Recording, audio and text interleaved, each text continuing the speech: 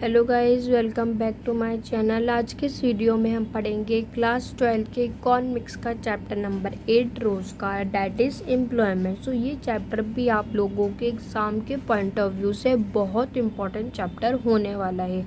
सो हम इस चैप्टर से रिलेटेड सारे ही टॉपिक्स को कवर अप करेंगे ताकि हम एग्ज़ाम में इस चैप्टर से रिलेटेड सभी क्वेश्चन का आंसर ईजिली तरीके से दे पाएँ।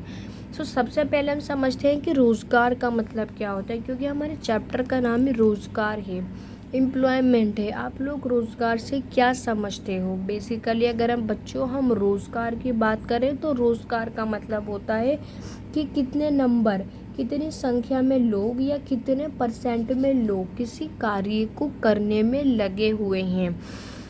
किसी भी लीगल वर्क को करने में अगर आप लोग लगे हुए हैं तो उसका मतलब होगा कि आप एक एम्प्लॉयमेंट पर्सन हो।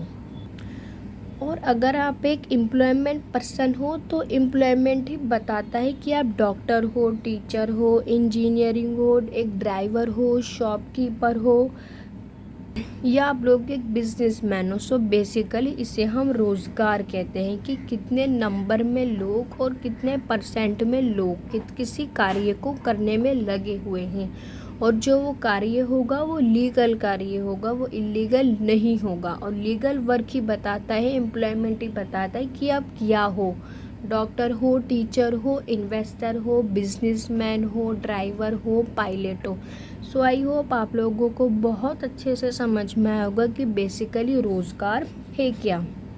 अब हम इसका नेक्स्ट वाला टॉपिक पढ़ते हैं, डेट इज़ कुछ मूलभूत अवधारणा है जिसके अंदर हम कुछ बेसिक कंसेप्ट को कवर अप करेंगे, जिसमें से इसने फर्स्ट बोला है कि श्रमिक कौन है, हु इज़ वर्कर। आप लोग क्या समझते हो कि श्रमिक कौन है, या आप किस तरीके से इसे डिफाइन कर सकते हो कि एक वर्कर कौन होता है। सो बच्चों, अगर हम वर्कर की बात करें तो ये वो व्यक्ति होता है जो किसी न किसी प्रोडक्शन एक्टिविटी में लगा हुआ होता है। वो सारे व्यक्ति क्या कहलाएंगे? वर्कर कहलाएंगे। जो किसी न किसी काम में, किसी न किसी प्रोडक्शन की एक्टिविटी में लगे हुए होंगे। अब किसी भी प्रोडक्शन की एक्टिविटी काफ़ी सारी हमें देखने को मिलती है। और इसके अलावा इसने बोला है कि उत्पादन का अर्थ मूल्यवर्धन होता है, जिसे हम वैल्यू एडिशन भी कहते हैं। इट मीन्स अगर आप लोग किसी प्रोडक्शन में लगे हुए हो तो इसका मतलब होगा कि आप देश में वैल्यू एडिशन कर रहे हो, आपका योगदान है जीडीपी में। आपका योगदान जो जीडीपी में होगा तब आप किसी प्रोडक्शन में लगे हुए होंगे, जब आप किसी काम को कर रहे होंगे। सो बेसिकली बच्चों, इसने बोला है कि हम श्रमिकों को उन व्यक्तियों के रूप में भी डिफाइन कर सकते हैं जो वैल्यू एडिशन की प्रक्रिया में लगा हुआ है, जो देश में कुछ ना कुछ काम कर रहे हैं, किसी न किसी प्रोडक्शन से जुड़े हुए हैं। इट मीन्स कि वो मूल्यवर्धन के प्रोसेसर में लगे हुए हैं। सो बेसिकली बच्चों, इसने बोला है कि किसी देश के निवासियों द्वारा अगर वैल्यू एडिशन किया जा रहा है, अगर हर एक उस व्यक्ति के द्वारा जो देश में रह रहा है उसके द्वारा वैल्यू एडिशन किया जाएगा, इट मीन्स वो किसी न किसी कार्य में या प्रोडक्शन में लगा हुआ है, तो उन हर एक व्यक्ति के जोड़ को, उन हर एक व्यक्ति के मूल्यवर्धन को, वैल्यू एडिशन को हम राष्ट्रीय आय भी कहते हैं कि इतने इतने लोगों ने इतना इतना वैल्यू एडिशन अपने देश में दे रखा है। सो आई होप आप लोगों को बहुत अच्छे से समझ में आया होगा कि बेसिकली श्रमिक कौन है, हु इज़ अ वर्कर। सो बच्चों, यहाँ हम समझते हैं लेबर सप्लाई, लेबर फोर्स। तो सबसे पहले हम समझते हैं कि बेसिकली लेबर सप्लाई क्या है, व्हाट इज श्रम आपूर्ति। सो बच्चों, श्रम की आपूर्ति का मतलब होता है कि कोई व्यक्ति जो काम करने को इच्छुक है या जो व्यक्ति काम करने को तैयार है उसको हम श्रम आपूर्ति कहते हैं। बेसिकली इसके अंदर हम ये स्टडी करते हैं कि काम करने को इच्छुक व्यक्ति कितने घंटे तक काम करने को तैयार है, ही श्रम आपूर्ति है, लेबर सप्लाई है। सो आप लोगों को ये पॉइंट बहुत अच्छे से याद रखना है कि श्रम आपूर्ति में, लेबर सप्लाई में घंटे निर्धारित किए जाते हैं कि कोई व्यक्ति जो काम करने को इच्छुक है, काम करने को अवेलेबल है, उसी सैलरी के ऊपर, उसी वेज रेट के ऊपर जो मार्केट में चल रही है, कि वो कितने घंटे काम करने को तैयार है। जैसे फॉर एग्जांपल के लिए एक व्यक्ति 8 घंटे काम करने को तैयार है, तो वहीं एक और दूसरा व्यक्ति 12 घंटे, फिर वहीं तीसरा व्यक्ति 14 घंटे भी काम करने को तैयार है। तो यहाँ जो टोटल आवर्स होंगे कि लोग कितने घंटे काम करने को तैयार हैं, टोटल आवर्स की लोग कितने घंटे काम करने को तैयार है, ही श्रम आपूर्ति है, लेबर सप्लाई है। अब हम इसे थोड़ा सा रीड कर लेते हैं ताकि इसकी थ्योरी भी हमारे माइंड में रहे। सो बच्चों, इसने बोला है श्रम आपूर्ति से अभिप्राय उस मात्रा से है जो मजदूर एक विशेष मजदूरी दर पर भी इच्छापूर्ण होता है। मीन्स की जो सैलरी मार्केट में चल रही होती है वो उस वेज रेट के ऊपर भी काम करने को पूरे तरीके से अवेलेबल होता है।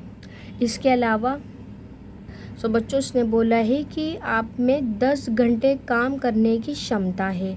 अगर हम अपनी बात करें तो हमारे में 10 घंटे काम करने की अवेलेबिलिटी है, इच्छा है, हमारे पास क्षमता है, किंतु एक विशेष मजदूरी दर पर केवल 6 घंटे काम करने के इच्छुक है। सो बेसिकली इसने बोला है कि आप लोगों को 10 घंटे काम करने की ज़रूरत है फॉर एग्ज़ाम्पल के लिए, बट आप लोग 6 घंटे ही काम करने को इच्छुक हो। सो बेसिकली बच्चों, यहाँ पर टोटल आवर्स को स्टडी किया जाता है कि एक व्यक्ति कितने घंटे काम करने को तैयार है, 6 घंटे, 8 घंटे, 12 घंटे या 16 घंटे भी आप लोगों ने कुछ लोगों को देखा होगा जो काम पर रहते हैं। सो आई होप आप लोगों को बहुत अच्छे से समझ में आया होगा कि बेसिकली लेबर सप्लाई या श्रम आपूर्ति है क्या। सो बच्चों, यहाँ अगर अब हम श्रम बल की बात करें, लेबर्स फोर्स की, तो इसका मतलब ये होगा कि आप लोग काम करना चाहते हो, आप काम करने को तैयार हो और आप लोगों के पास स्किल है, नॉलेज है, आप लोग पूरी तरीके से काम करने को तैयार हो। बेसिकली आप लोग काम करने को इच्छुक हो। और वास्तव में कितने लोग काम कर रहे हैं, बेसिकली इसके अंदर 2 चीज़ों पर, 2 पॉइंट के ऊपर ध्यान देना है कि वास्तव में काम कर रहे हैं लोग, जो एक्चुअल में काम कर रहे हैं, रियलिटी में काम कर रहे हैं, और उन लोगों की संख्या जो अभी काम करने को इच्छुक है, तैयार हैं, उनके पास स्किल है, नॉलेज है, बट उन्हें नौकरी नहीं मिल रही है, इकोनॉमी नौकरी को क्रिएट नहीं कर पा रही है। मैं आप लोगों को एक एग्जांपल दे करके समझाती हूँ। फॉर एग्जांपल के लिए यहाँ 10 स्टूडेंट है टोटल। अब इन 10 स्टूडेंट्स के पास सेम डिग्री है, सेम सर्टिफिकेट है, स्किल्स भी उनकी सेम है, नॉलेज भी उनकी सेम है, उनकी हर चीज़ में लगभग काफ़ी हद तक सेम देखने को मिल रही है। तो अब यहाँ होगा क्या है, ये लोग मार्केट में गए जॉब के लिए, अच्छी नौकरी के लिए। तो इन 10 में से 6 लोगों को तो नौकरी मिल गई, लेकिन इन 4 लोगों को नौकरी नहीं मिली। तो यहाँ देखा जाए तो ये जो टोटल नंबर ऑफ स्टूडेंट थे, ये होंगे श्रम बल, जिसे हम लेबर फोर्स भी कहते हैं। सो जो काम करने को व्यक्ति थे, जो काम करने को तैयार थे, बट उन्हें नौकरी नहीं मिली। 6 लोगों को यहाँ नौकरी मिली और 4 लोगों को नौकरी नहीं मिली। अब यहाँ जो 6 लिखा हुआ है, ये कौन व्यक्ति होंगे जो वास्तव में काम कर रहे हैं, जो एक्चुअल में काम कर रहे हैं, उन्हें नौकरी मिल चुकी है, जो रियलिटी में काम कर रहे हैं। और इसके अलावा ये 4 स्टूडेंट्स कौन से हैं, जो अब इनके पास भी स्किल थी, नॉलेज थी, इनके पास सर्टिफिकेट भी था, डिग्री भी था, बट इन्हें काम नहीं मिला। अब आप लोग खुद सोचो, अगर मेरी फैक्ट्री में 4 लोगों के काम करने की ज़रूरत है, सिर्फ 4 लोगों के काम करने की ही ज़रूरत है, तो मैं किसी 5वें या 6ठे इंसान को नौकरी पर नहीं रखूँगी। सो बेसिकली ये 4 स्टूडेंट वो हुए जो काम करने को इच्छुक हैं, लेकिन इन्हें काम नहीं मिला, ये जॉबलेस हो गए, इकोनॉमी ने जॉब नहीं दे पाई, इकोनॉमी में जॉब क्रिएट नहीं हुई। और आज की डेट में बच्चों, अगर हम वर्तमान की बात करें तो होता भी यही है, यहाँ श्रम बल बढ़ता जाता है, काम करने वालों की संख्या बढ़ती जाती है, लेकिन काम उतना ही रहता है। सो आई होप आप लोगों को बहुत अच्छे से समझ में आया होगा कि श्रम बल क्या होता है, लेबर फोर्स क्या होता है। जो व्यक्ति वास्तव में काम कर रहे हैं और काम करने को इच्छुक हैं, सो उसे हम क्या कहते हैं बच्चों, उसे हम कहते हैं श्रम बल, लेबर फोर्स।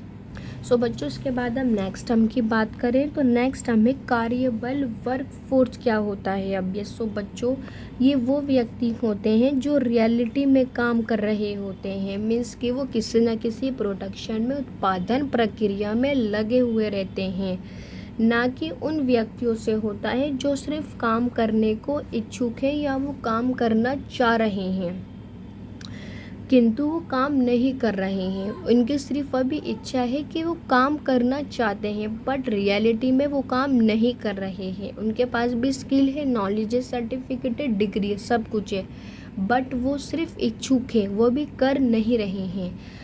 सो इस चीज़ को हम क्या कहते हैं बच्चों, इस टर्म को हम कहते हैं कार्यबल। कि कितने लोग रियलिटी में लगे हुए हैं और कितने लोग सिर्फ काम करने को इच्छुक हैं बट वो भी कर नहीं रहे हैं, सिर्फ वो विलिंग है, सिर्फ वो उनकी सिर्फ एक इच्छा है। सो अगर हम इसका फॉर्मूला देखें तो फॉर्मूला है इसका श्रम बल मीन्स की लेबर फोर्स। अभी थोड़ी देर पहले मैंने आप लोगों को समझाया था कि ये जो 10 स्टूडेंट हुए वो क्या हुए, श्रम बल। मीन्स कि इतने लोग काम करने को तैयार हैं, रियलिटी में काम करने को तैयार हैं, काम करने को इच्छुक हैं।